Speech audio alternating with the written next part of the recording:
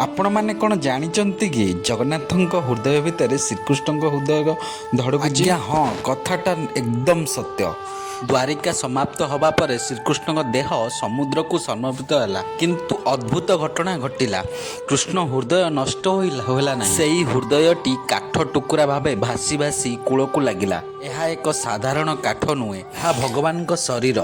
इंद्रदम्न को राति स्वप्नघात है जे काठटी कूल आसी लगी से स्वयं जगन्नाथ पर आरंभ है भगवान मूर्ति तैयारी दिव्य कहानी। प्रकृत बड़ रहस्य होची मूर्ति भितर ब्रह्मर स्थापना जहाँ को कई देखी पारंतनी केवल चयन पूजारी माने करନ୍ତି। लोक माने कहती से ब्रह्म पदार्थटी श्रीकृष्ण आत्मार हृदय कहानी नुहे, यह भक्ति आशार चमत्कार।